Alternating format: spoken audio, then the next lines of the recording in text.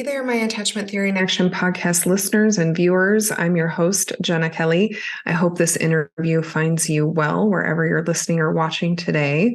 And I'm really excited and honored to share this next conversation with you because I get to sit down with an old friend and colleague, Dr. Katelen Fortunati, and we just get to nerd out and talk about a really important topic that I don't think gets enough attention, which is children and families who are impacted by parental incarceration. And Dr. Fortunati has really just made this her life's work.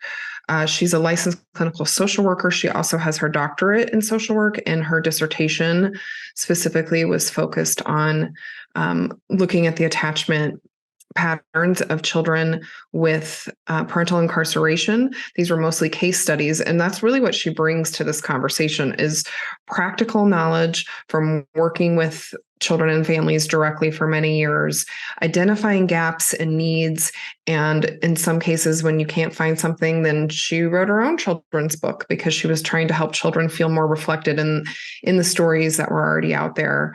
And so she brings both that practical and that research lens to it, and also tries to really bring the voice of the children who are impacted by this huge issue that there's so much shame and stigma around. So we talk about that. We talk about practical strategies. If you have ever worked with or loved or been involved with a child or family who's been impacted by parental incarceration, you're going to want to hear this. She breaks it down and helps me think about things that you just wouldn't normally think about without having the direct field experience, like how to prepare a child for a visit to a correctional facility.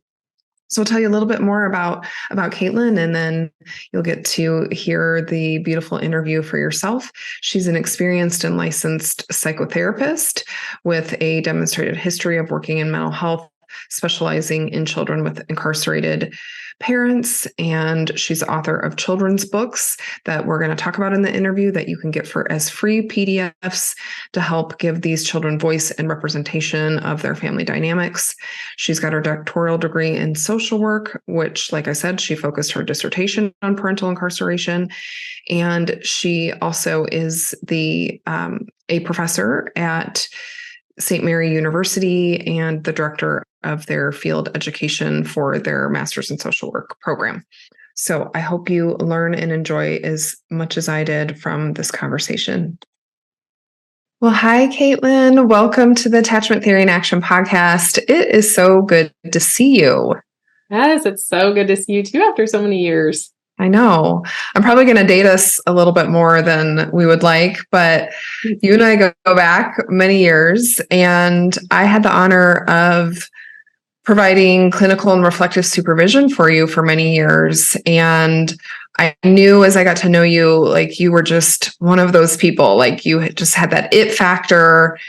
I knew you were going places and that you had so much to contribute to our field, and you continue to contribute, and especially in how you applied that to your passion and knowledge and skills and humility too, as you supported families who've been impacted by incarceration. And even though you were supposed to be learning from me, I learned so much from you. So I knew that I had to have you as a guest. So I'm so glad you're here. Very kind of you. Thank you.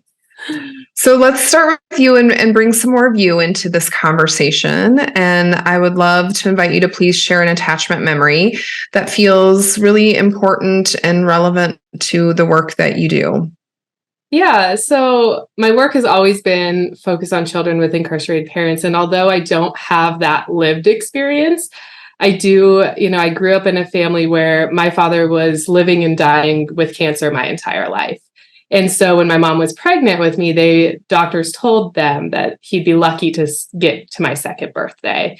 And he did make it to my 15th birthday. But I say all of that through all of this is that my mom was just such this source of calm and steadiness in our family that she really kind of just became that pillar for me through all of the ups and downs and the instability at times that would be coming with my dad's health. And I always love, there's this poem that has the line that says, she's the kind of mother who made breaking sound like laughter and whispers sound like Sunday morning prayers. And that was my mom. Like there were just so many disruptions in our family, because of his recurrent cancer. And I can remember one particular one. I was at that age where I'm like just a little too old to be picked up. You're kind of growing up and you're just getting taller and like you just don't get picked up as much. And so I don't remember exactly how old I was, but I was at that point where I wasn't getting picked up really. And so, but my dad had an accident and I had been with some family friends when they had been alerted to this and that he was going to the hospital. And I just remember being so anxious and so like, I need my mom. I need to know what's going on and just really anxious. And when I finally was reunited with her, I remember she picked me up and I don't remember, like, I'm sure she was saying like, it'll be fine or whatever, I'm sure she was saying things like that. But I just remember there was some joke that she made and she started laughing. And then I started laughing. And it was just kind of like all of a sudden this, like, everything's going to be fine. Like she just had that way to just smooth everything out, the rockiest of waters. And, so that attachment that she had really cultivated with me, before I was even born, and like, she didn't know what life was going to hold for this family that was growing. But it really provided me this sense of safety and groundedness that I have always been able to carry with me through my life. And so she is my attachment figure in my life that really brings that for me. And even though, again, I don't have that lived experience that children with incarcerated parents have, I know the power of a hug from your parent and really what that can do for you when you have that attachment with them. Mm-hmm. So, yeah. Thank you for sharing that beautiful reflection about your mom. And it's no wonder you were such a grounded clinician as we work together. So let's start with kind of the scope of this issue and the statistics. And I'm going to invite our listeners to really think about it too. Like if you all had to come up with a best guess of how many children and families are impacted by incarceration, like how, kind of think to yourself, what would that number be? And then Katelen, I'll have you share the data that you have. What do we know about the scope of this? Yeah, so the numbers are elusive because there's no formal data gathering methods to really get the numbers, solid number, because everything is self-report. And due to a lot of the mistrust and fears with the child welfare system, with the judicial system, a lot of parents don't report either upon their arrest or even while they're incarcerated that they do have children or the number of children that they may have. However, we do know that there is an estimated 5 million children in America right now who are experiencing the incarceration of a parent, whether that is in jail or prison. And to really give you like a visual, like that would be the entire populations combined of Wyoming, Vermont, Alaska, North Dakota, South Dakota, Delaware, and the District of Columbia. Wow. And, for those sports fans, that's filling up every single NFL stadium 2.5 times is how many kids right now are living with a parent that is incarcerated. Mm-hmm. And we do know that an estimated 10 million children will experience the incarceration of their parent over the course of their childhood. So at some point they will, 10 million of our children in America will experience that. And so, it's again, those numbers are elusive. We can't give you like, it's, a hard number, but that knowing, there's so many children that are not seen that are being impacted. There's roughly 2,000 babies that are born within a carceral facility each year. And again, those numbers may be more, maybe less, depending on reporting methods within certain facilities. But then the racial disparities are even so much more significant. And because of our systemic factors and the racism, and when it comes to sentencing and things like that are so inherent within our system, we know that African American children are 7 times more likely to have an incarcerated parent than their white counterpart. Latinx children are 2 times more likely. And then depending kind of where you are, Indigenous children in Oklahoma are about 2 times more likely, but in the Dakotas, they're 5 times more likely. So just the disparities of how this is affecting different populations is pretty stark as well. Mm-hmm. Yeah, those numbers are staggering, even if we can't get a perfect number. And what's also staggering is like we don't talk about this enough. Oftentimes we talk about children and families that are impacted by other losses, whether it's the death of a parent, or even if it's a parent that's been deployed in the military, then we'll talk about that. We'll celebrate that, that parent is a hero. And, to children who are impacted by this, what their parent is still their hero. They may be incarcerated, but instead we call them like the invisible children, right?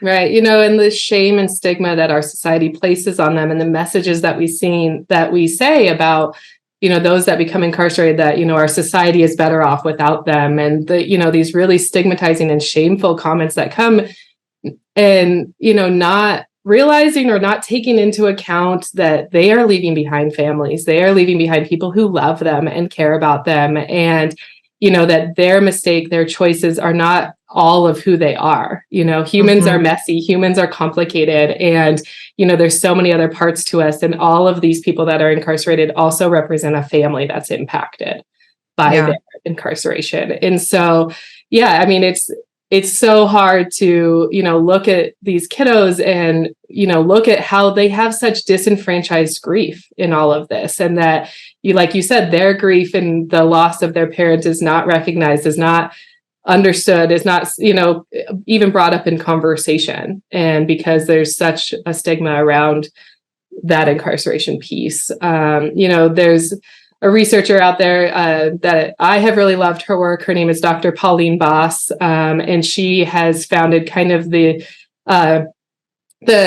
topic of ambiguous grief, ambiguous loss, and she focused a lot of her work with Vietnam, and then 9/11 and the Malaysian airliners and things like that, where people, we know that they're gone, but there's not necessarily a body to recover or something, but also just the ambiguousness of what happens with people who become addicted to drugs or alcohol, and how they are physically present but they're psychologically absent, and how with incarceration there's that physical absence, but there is a psychological presence for those children, for those families that are impacted, and how that grief is so complicated when how they're learning to process, no matter how long the incarceration may be.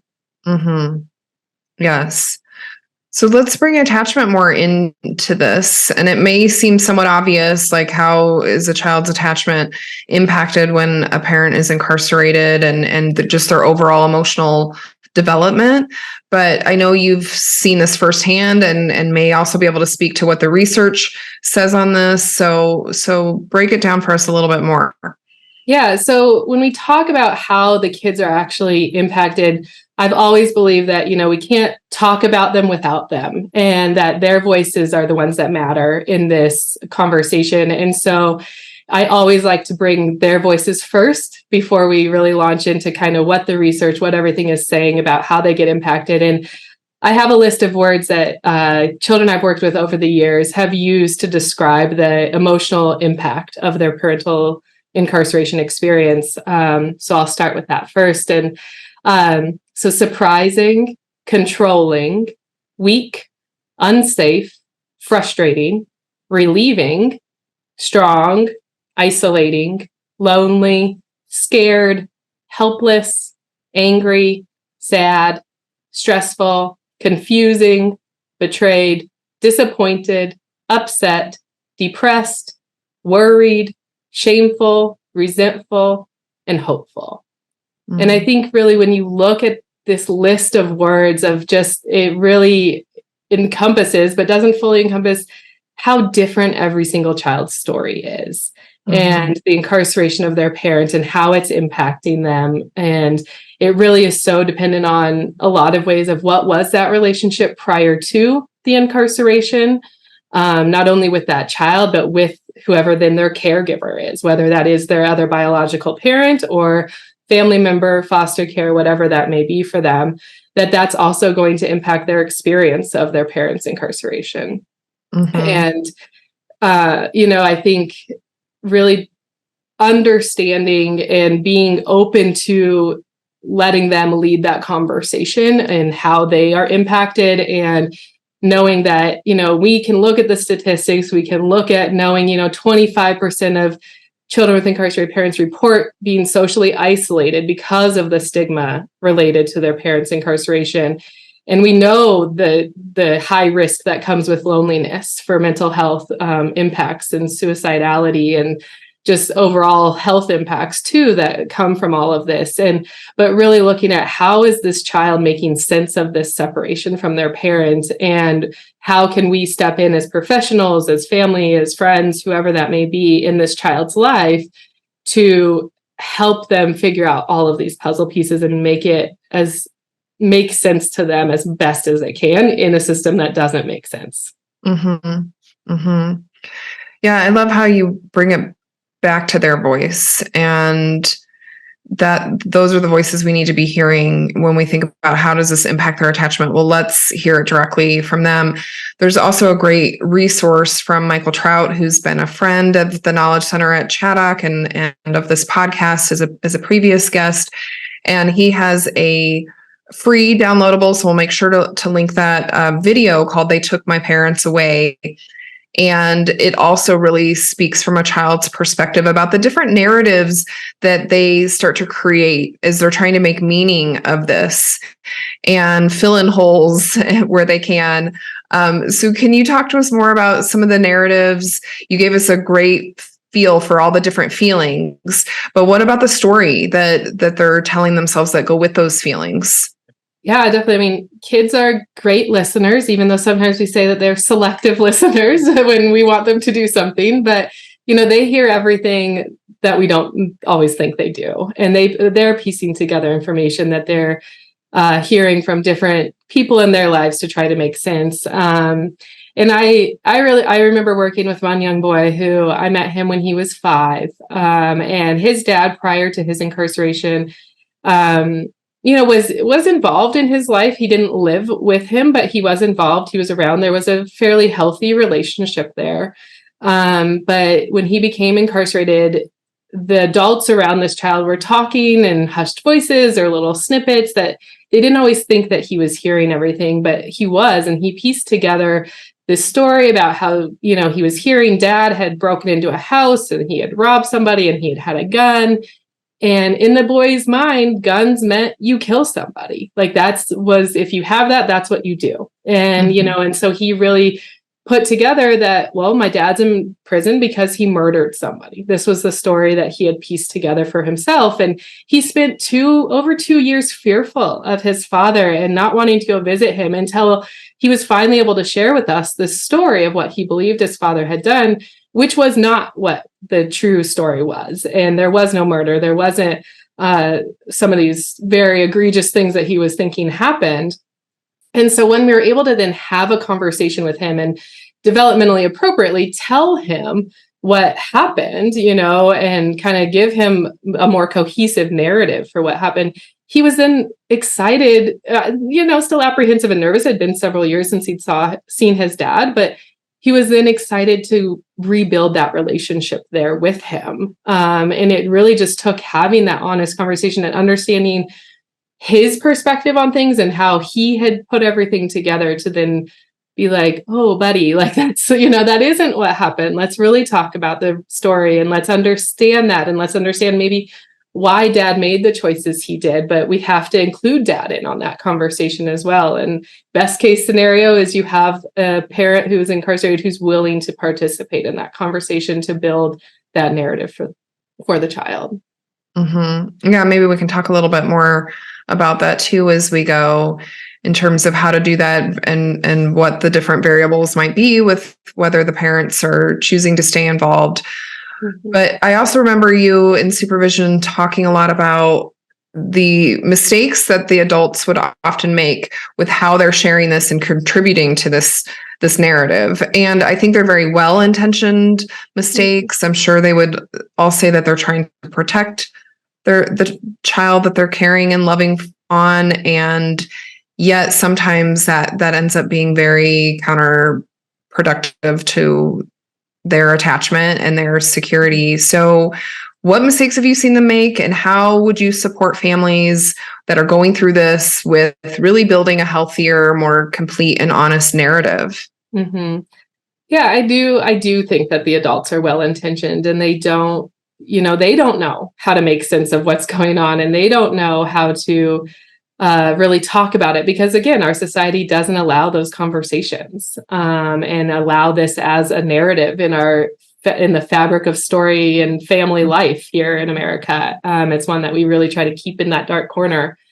But there's lots of, a lot of families will go with the narrative of mom or dad's away at school or away at work when they're really incarcerated. And, the kids figure it out. Things don't add up for them, when it's like, well, wait, you went to work and you came back at the end of the day. It's been months since my mom went to work and I haven't seen her. And, and like they make sense of it. They start to figure it out. They find the gaps in the story, and then they get more confused or more emotional about, really that parent and what's going on, because they don't understand. They don't have the truth. And, whenever I would work with families that, were, when I was first introducing them, maybe the kids hadn't been told yet, or this was still a very new thing, it was always my honesty is my policy, and we're going to enter into this, and we're going to be supportive in figuring out how to have these conversations in the most honest way that is going to be developmentally appropriate. A 4-year-old doesn't need to know all the details, but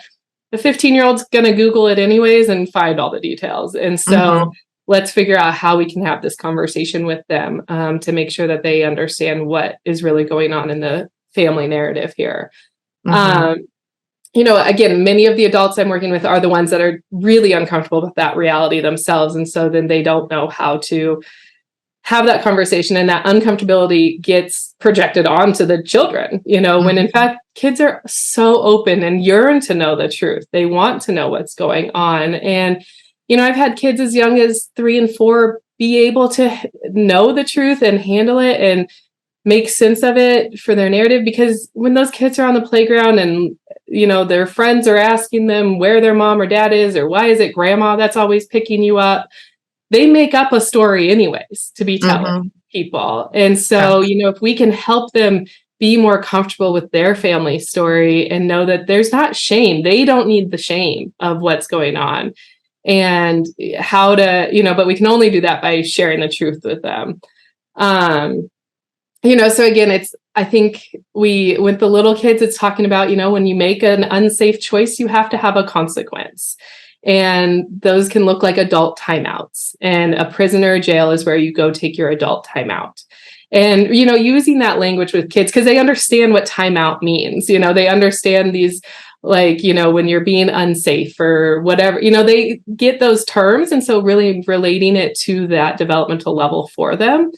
And, and the older kids may want to know the difference between jail and prison. What is the difference between those? A lot of people use them interchangeably when they're not interchangeable words. And so really helping them understand that, what's going on, but really being, I think it's really important to also iterate to the children that, their parent is in this facility. They're being fed. They have things to do, like reading books or going outside or watching TV. And they're hopefully learning how to make safer choices, when they come out. But I always caution parents of, we don't want to make the carceral facility seem like a vacation, but we also don't want to scare them. But we don't want to make promises. We don't want to say, mom or dad's going to be home by Christmas, or when they get out, they're never going to use drugs again. We don't want to make those promises, because we can't keep those promises to the child, and we don't want to set up the other parent for something like that. And so, being very just, this is the facts that we have, and here they are developmentally appropriate for you, and here's how we're going to help you understand the narrative, and then stopping there and letting them ask questions. I've had a lot of kids just want to know, what color is the building? They want to know, so sometimes it's like, I'll go on Google and I'll look up that facility and be like, oh, is it gray brick or red brick? Usually it's one of the two, and figure out with them, or what do they wear? They want to know those things, like what color clothes do they have on? Do they have they call it a roommate? Do they have a roommate? They want to know, those are the kinds of questions that they're trying to make sense of. What does the day-to-day look like for that person? And so, as the caregiver, as the person, working with that child, whether you're the caregiver or counselor, whoever it is, sticking to the facts, being very, open to their questions and saying, and if you don't know, saying, let's learn together, let's look at it together. And some of them you may need to Google yourself first to make sure the images that you're showing are what you feel are okay to show your child. But there's lots of good animated, images out there too, to show what something may look like. There's lots of good books out there. This is one that kind of walks kids through the process of what it is when you're in jail, and the different steps to being incarcerated, the fingerprinting. It really goes through and breaks all of these things down for kids so that they can really understand what is this. And it's not this thing that we see on TV and in the movies. And it's usually a lot simpler than what gets projected, and taking some of that emotion piece out of describing what it is. Mm-hmm. Yeah, the book you just showed, I saw briefly, it's called My Daddy is in Jail. Mm-hmm. Who's the author of that one, Caitlin? Janet Binder. Okay. And I know we're going to maybe talk about some other books too as we go.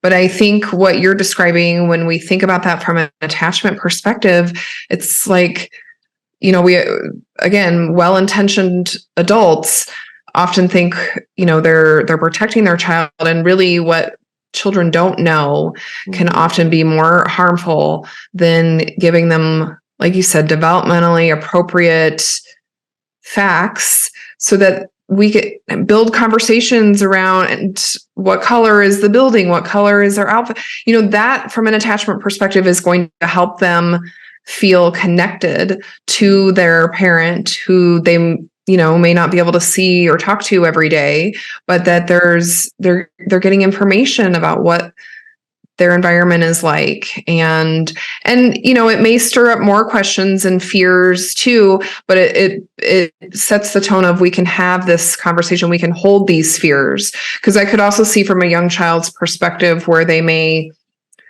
if they hear timeout, if this is a family that also uses timeout, that they may fear well, if I go to timeout, am I never going to come out? Or, so I think that there's ways to do that in doses of when those things come up, but it's setting this container for we can have these conversations when you need to.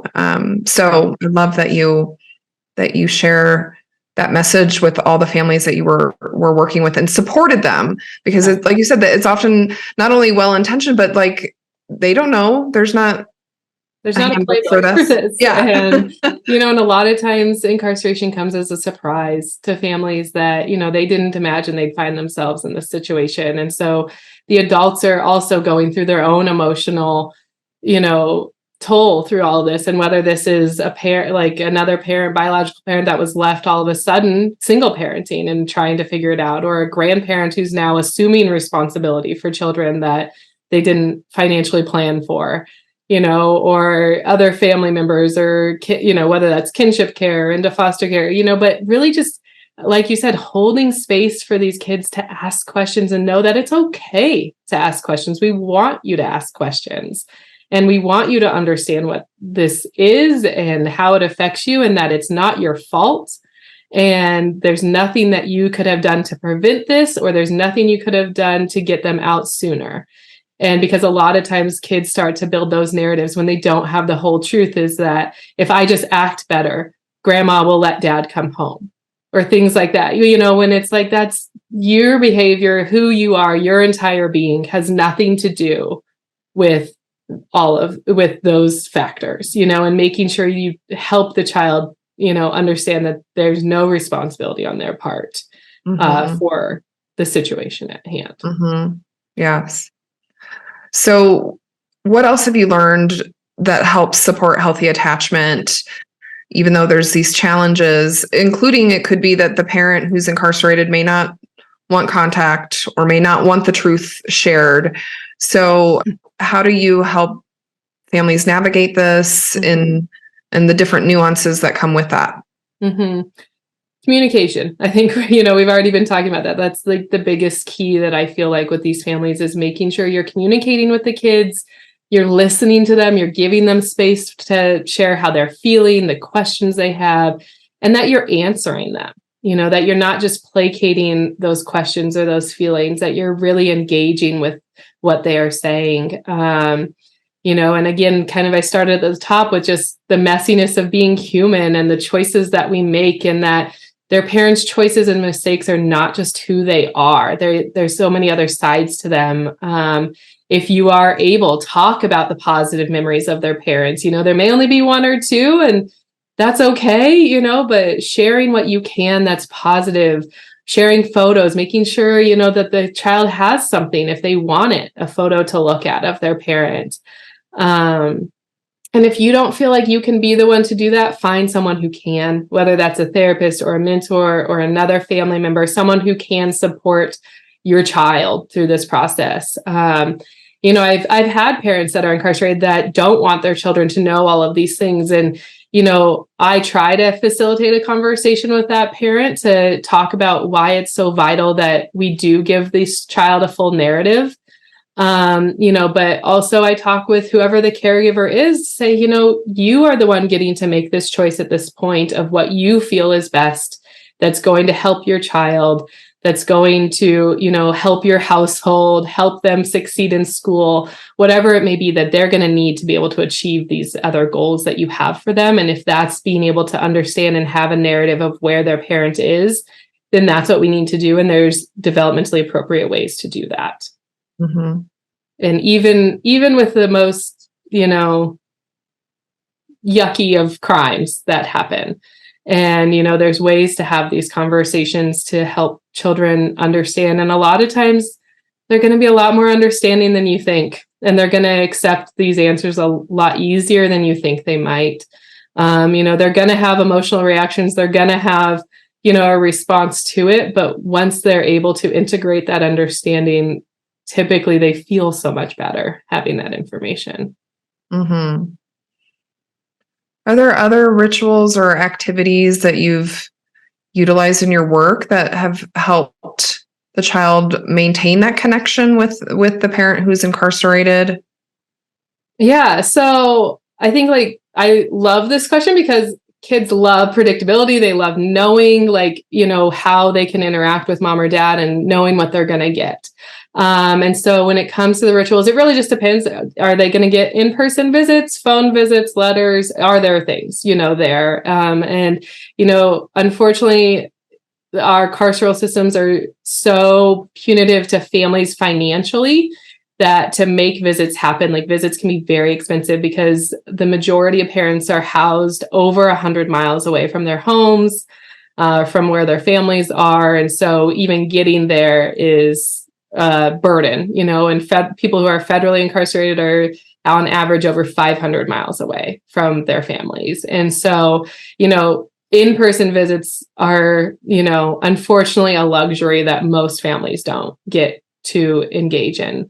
But if they do, and being able to really encourage, making a fun handshake with your parent when, you get to see them. And because a lot of prisons and facilities have rules about touching, a lot of times there's you get a hug when you enter and a hug when you exit, and that's about it. There's not a lot of physical interaction during the visit. And so, maybe that's a fun handshake that they have when they are entering and exiting, or, certain phrases that maybe they said to them before they left, or that it can be something that comes about that, they can have as their phrase that they get to say back and forth to each other. So really creating that ritual for you. I always encourage that incarcerated parents to just be very thankful for the child, to just say, I'm so happy to see you. Thank you for taking the time to come see me. You are so important to me, because you're also letting the child know, you're taking away half your day or your whole day to be able to come here. And I know that maybe you had a birthday party or a basketball game that you're missing out on to be able to come to this visit. And even though I understand you're choosing to come see me, that's still a loss in your life too, that you're not getting to participate in something else possibly. Mm-hmm. And so really validating that child's choice to say, I want to come visit you, and thanking them for that. And then, on letters, I think really just having that the ritual of like, sharing the day to day, like sharing things, like letting them know what you're doing, having the kids do it, sharing memories through those letter writings. I've had families play tic-tac-toe back and forth between letters, or drawings that like, the child may start the drawing and then the parent finishes, or vice versa. Where then they're getting to participate in something that, when you're not incarcerated, something that's a luxury that you engage in with your child that you don't even think about, that you're playing these little games sitting at the dining room table or at a restaurant, that then it's still something that they can engage in too together, to have fun and incorporate play into their dynamic. Oh, I love this. And I think we also have to acknowledge that this is a way to stay connected, and that there's still this grief and loss piece for the parent, for the family that the child is with, and is also trying to help hold this. And for the child, that we're going to do all that we can to help you maintain this connection, and yet you may only get to have 2 hugs, and you have to go into this sterile facility, and might feel really scary seeing all these uniformed staff and things like that. So I know that was something that you said you really noticed in your work was definitely a gap of whether it's children's books or resources, or just, how to prepare children for these visits. Oh my gosh. Yes. Like, I went into this as a new baby social worker that hadn't ever been in a facility and didn't know either. And it was a steep learning curve for me too, to know, how do you prepare to go into these? And everyone is different, and every shift can be different. It depends sometimes on who the correctional officer is that is doing the processing, on how things are handled. And, some have a very warm and inviting demeanor towards the children, and others don't. And that is very palpable to whoever is interacting with them.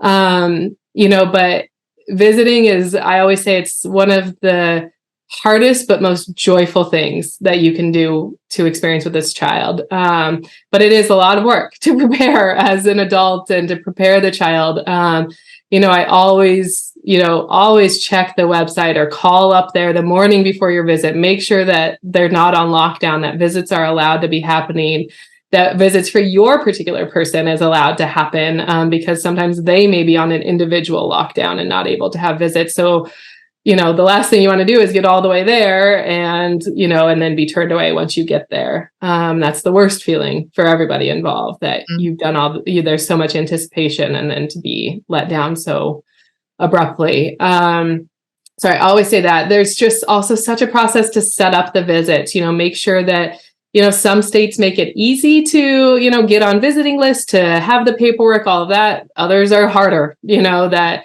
to get the paperwork, to get on these visiting lists, to get approved. The forms of ID, in a lot of states, you have to have 2 forms of identification, a driver's license and a security card, so a social security card, to get into the facility as an adult. And then depending on the age of the child, sometimes they want the child to have an ID card, even though they are under the age of 18. And, and so again, every facility, like when I was doing a lot of prison visits when I was in Illinois, even there, like they have a system, but every prison was different. And some wanted the 10-year-old to have their school ID with them, and some didn't care that the school didn't give out IDs at that age, and they still needed some identification of the child. And, so there's just a lot of things there, red tape to get through even into the visit.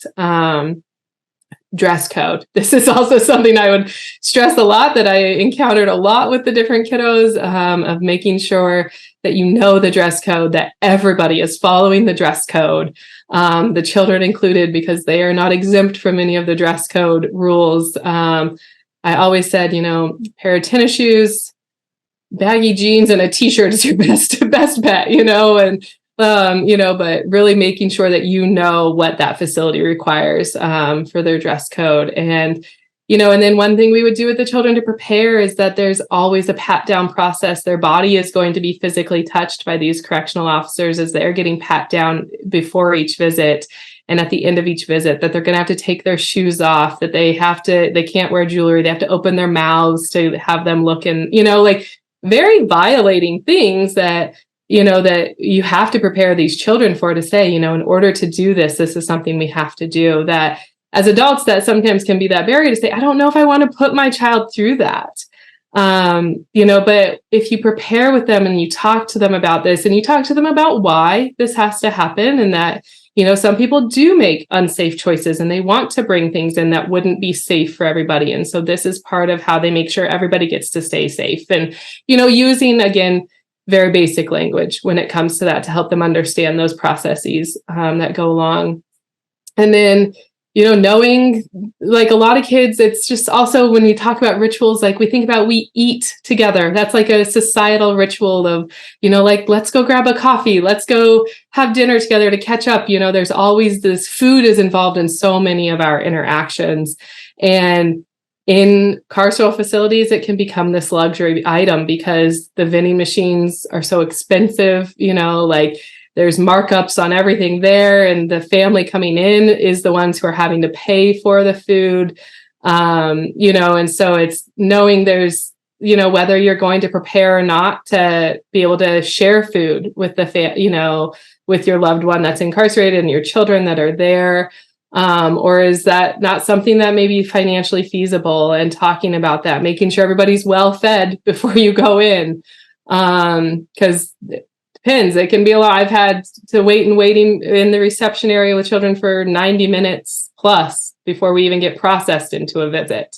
And you're just sitting there, and, and I don't know if you've ever sat any waiting room with a young child, but 90 minutes is a very long time for anybody to be sitting there, let alone a child.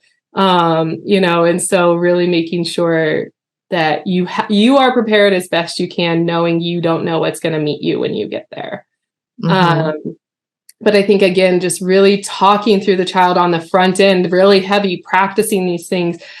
One thing that is also really important and helpful to talk to the kids about is the loudness that's in there, of how loud it can be, especially the doors, because a lot of them have these automatic locks on them, and they bang, there's not like a suspension kind of gently closing those doors. They're usually a very loud bang. And so especially children who've had trauma experiences or anything like that they are prepared to know that what the environment is going to sound like when they're in there.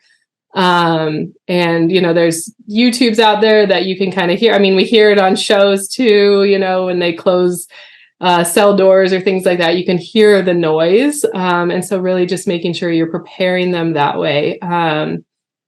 But support, again, I know this sounds like a lot, and it sounds like a lot of reasons not to go, but given, when you give the child the choice, when you say, we're going to have to go through all of these things, you're going to have to, endure all of this stuff along the way, almost all of them would still choose to go visit. And because at the end of all of that is their parent. And, yes. And so knowing that, some facilities really are trying hard to make them a little bit more child friendly, where they do have games that you can play together, like Uno or checkers are kind of always the most common that you'll find in every visiting room, or coloring supplies where they get to sit and color with their parent, so even though maybe food isn't the ritual you can bring into that interaction, there's still some games or some artwork that you can bring in as a ritual that you get to engage in with your parent when you're in there. And so, I always encourage people, if they're looking to donate at the holiday time or any other time of the year, facilities are always looking for donations of crayons and coloring books or games, and or books. Check with your facility, or puzzles are a big thing too, like they are always looking for those things to be donated, because that's how they get those things. No one's supplying them other than through donations. And so check with your local facility and see, is that something that you could provide to them to help make that a more welcoming and supportive environment for the child that may be entering into that room. And women's prisons tend to always be a little bit more friendly when it comes to what's available in visiting rooms and things like that. Men's prisons, not as often, unfortunately, but dads are still really important, and dads matter. And, getting to make sure that they have some of that same access to ways to engage with their child on those visits is so important. Yes.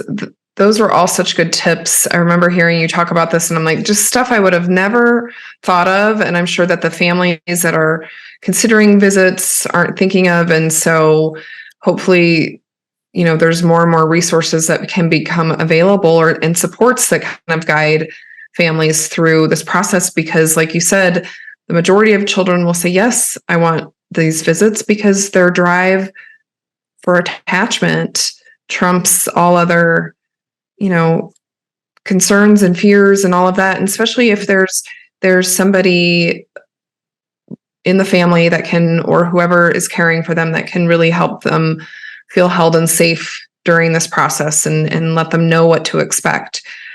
So, and I think a little bit, sorry to interrupt, of just, that ritual piece of even knowing that it's important for whoever's taking them on that visit to have a ritual afterwards too, to help with the regulation of that child after the visit, because they are going to be very dysregulated afterwards, when you're leaving. And there's usually tears, and there's, some either clinginess, them needing a lot of physical touch afterwards, or there's some retreat in them too.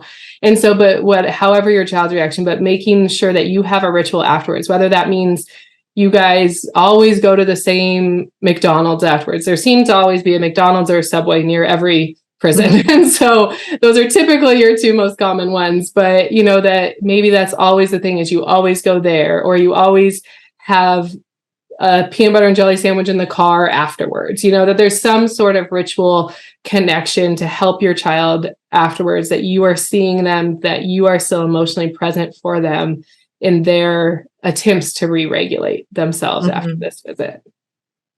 Yes, that's a great suggestion too. You mentioned that some facilities, and especially maybe more women's, are becoming more family friendly. I mean, all around this topic, besides thinking about it just from the attachment perspective, there's so many reform rabbit holes that we could go down, including, like you mentioned at the beginning, around mass incarceration, and especially the way this impacts more communities of color and communities that have been intentionally marginalized. There's also just reform within the facilities themselves to understand why this is so important for these children to be able to have safety when they come to these facilities and connect with their parent and loved ones. And so I remember you mentioned something about some facilities that are allowing parents to record them reading a book to their child. I'm just wondering, what else is there? And, is there more that we can do to advocate for these kinds of meaningful changes for the sake and well-being of these children and the adults? Because ultimately, these adults may be getting out and are going to be reintegrated into our society, and it's better for their well-being as well, which is probably something we may not think about enough. Right. I mean, the vast majority of people who are incarcerated will be coming out at some point, and they're going to be our neighbors. They're going to be our kids' friends' parents at school. They're going to be the people we interact with at the grocery store, and so knowing that, wouldn't we want them to be set up the best way possible for their return? But with the kids, so there's an organization based out of California called the San Francisco Children of Incarcerated Parents Partnership. And many years ago, they put out the Children of Incarcerated Parents Bill of Rights, and they've done a lot of advocacy in that Bay Area around this. But I think that this is something that, could this Bill of Rights get out in more communities, and more people are using this as an advocacy tool to say why this is important, I think would be so important, so vital and so, helpful. So there's 8 rights, and I'll read them. Because again, some of them are just so basic that it's like, how is this not happening? How does this have to be written down as a right of this child? So it starts with, I have the right to be kept safe and informed at the time of my parent's arrest. I have the right to speak with, see, and touch my parent. I have the right to be heard when decisions are made about me. I have the right to support as I face my parents' incarceration. I have the right to be considered when decisions are made about my parent. I have the right not to be judged, blamed, or labeled because my parent is incarcerated. I have the right to be well cared for in my parent's absence. And I have the right to a lifelong relationship with my parent. Mm. And again, these are so basic, that you're like, how is this something that we have to advocate for? Mm-hmm. But I think when you see this in black and white, you see this written down and saying like, man, there's a reason they had to write this down because these things aren't happening. Mm-hmm. And using this as a tool to go out to advocate for the support for these children in your local area with maybe your local facility. If it were statewide, federal wide, it'd be great. Let's dream big on some of these, but that all we can do is start where we are and increasing the awareness, raising the consciousness level of the individuals that are nearby. Mm-hmm. And what about is it an organization, or is it that more facilities are becoming more open to, like I said, the recording of the children's book? So typically those are organizations that come in to do those. And so Angel Tree is a national organization that provides like Christmas gifts that you can get children signed up for on those lists, that they receive gifts from their incarcerated parents. That's one. Big Brothers Big Sisters, a lot of those have specialized programming for children with incarcerated parents. Not every single one, but a lot of them do. There's a great list. It's not going to be a fully comprehensive list for every state, but it does have some awareness out there that's run by Rutgers University. That's the National Resource Center for Children with Incarcerated Parents. And I'll send you the link that we can post as well. But that they have a list of resources for each state that's out there. And again, it's not necessarily a comprehensive list because new things come up, things go away. But that you could look at your state to see, what is there, what are the gaps? And maybe you can start something that says, how do I partner with our facilities to be able to provide this service of some kind? Mm-hmm. And transportation, I know that there are some organizations that can help with that. I was listening to one podcast where they mentioned something, get on the bus, or I think it was in LA, where they provide transportation for children who have parents who are incarcerated. But, there's so many ways to keep building on these resources so that things like geography don't have to be a barrier, but it's understandable how they can be if there's not enough resources to support these kind of visits and awareness about why they're so important.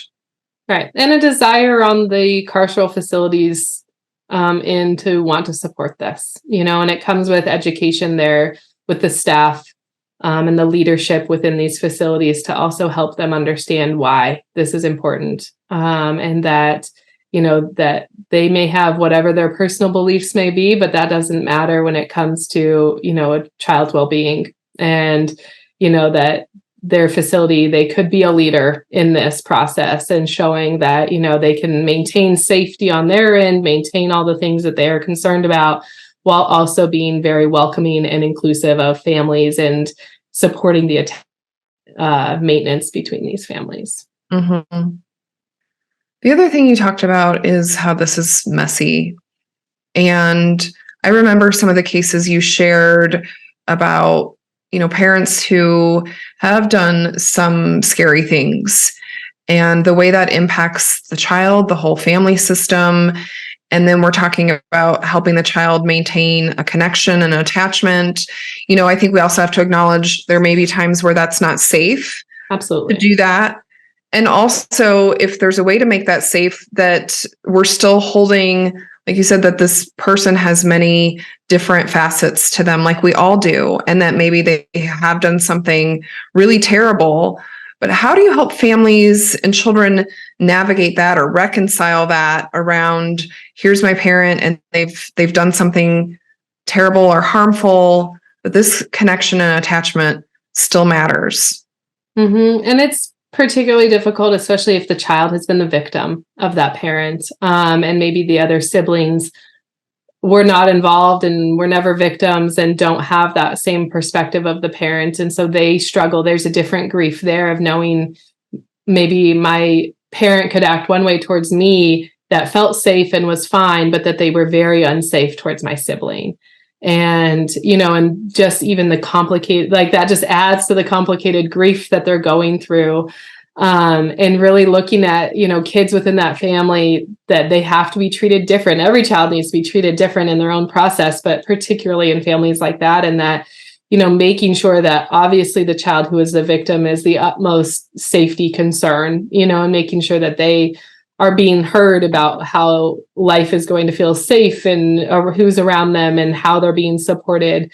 And finding, and if that other biological parent or whoever the caregiver is not able to be that full person for them, that then there is someone else that they find. It reminds me of a case where there were two siblings, and one was the victim of the father, and the other sibling had no awareness, had no negative interactions, very much that he believed the father was perfect and was his hero. And when it came to light what he was doing to the other child, it really crushed the entire family. And a lot of the family didn't want to believe the victim and didn't want to believe that child, and, struggled to make sense of all of it. And this child often was left kind of on their own island of grief, and I'm the one who ruined our family. I'm the one who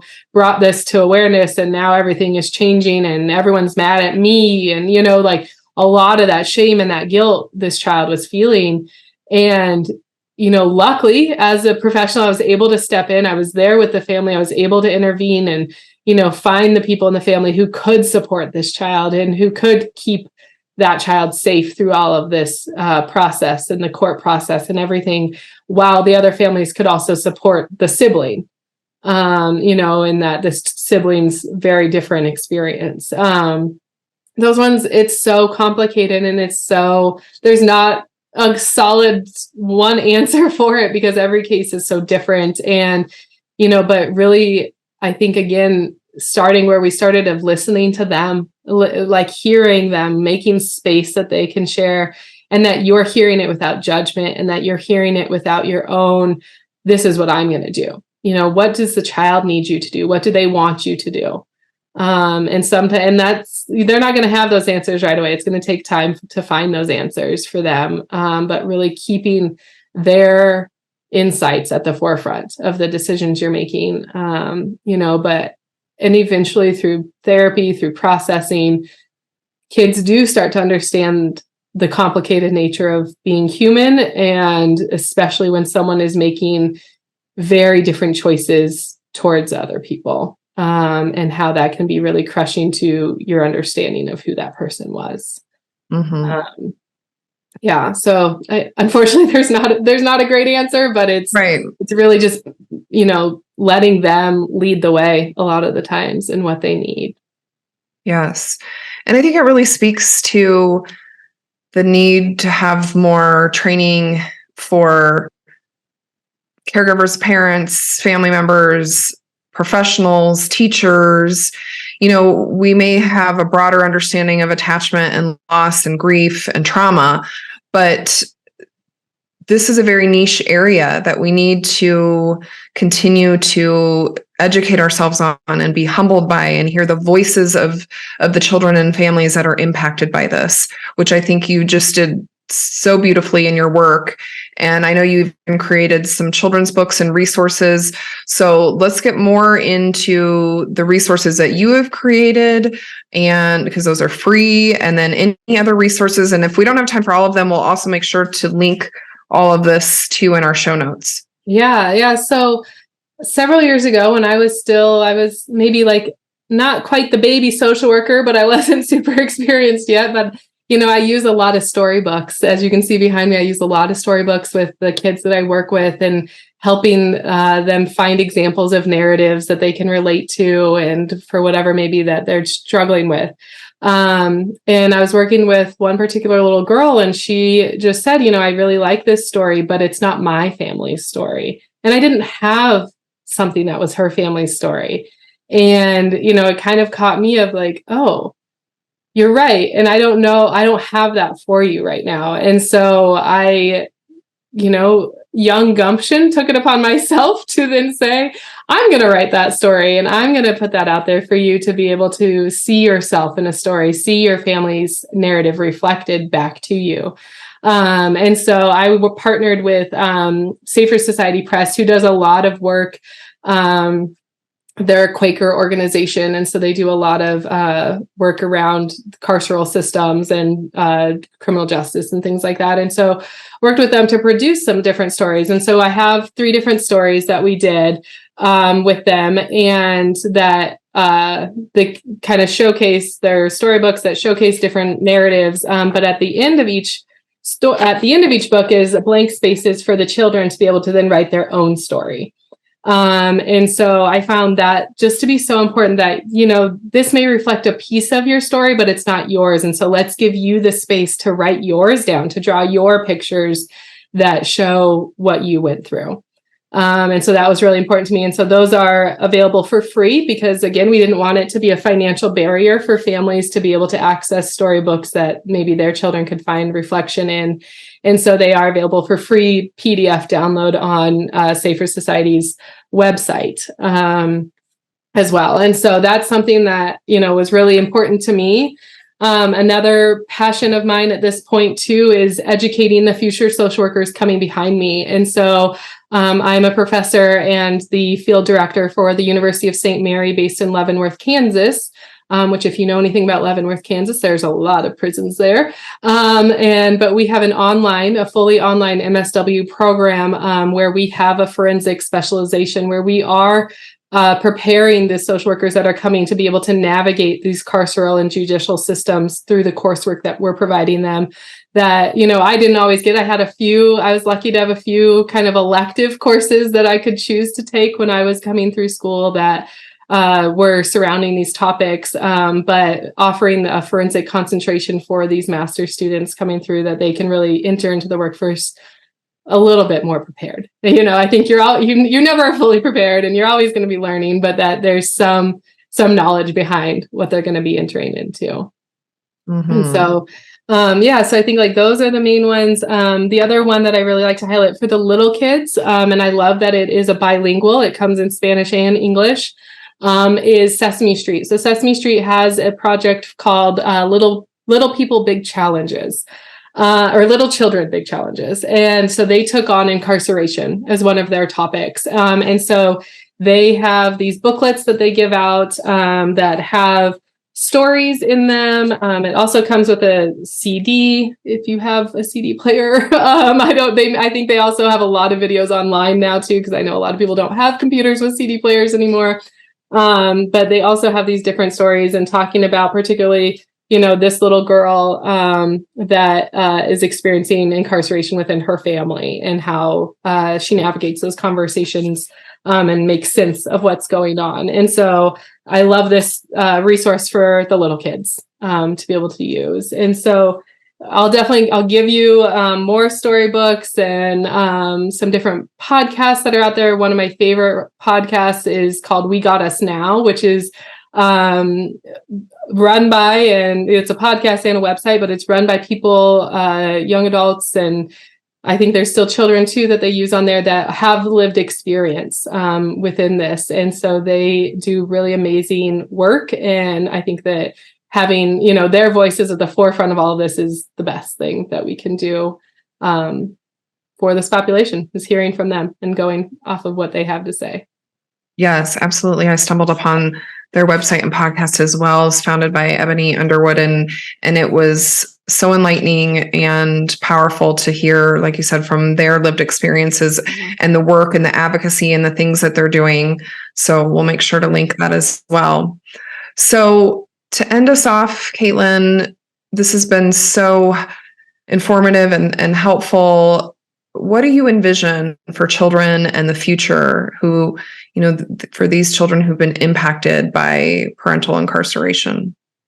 My hope is that any child who is impacted by parental or loved one incarceration is that they are able to have adults in their life who support them, who see them, who hear them, that don't add shame to their story, that let them know that they are loved and they are seen. My hope is that all of these children have that in their life, and that we know that just having one single adult in your life who provides those things for you is such a resiliency factor for you. And so that's always a hope of mine. And again, those 8 Bill of Rights that I read from San Francisco's Children of Incarcerated Parents Partnership, that, my hope is that every jurisdiction across our nation can really take those into account and, is impacted by those words, and knowing like they want the children in their community to be seen and heard and taken care of through those Bill of Rights. Mm-hmm.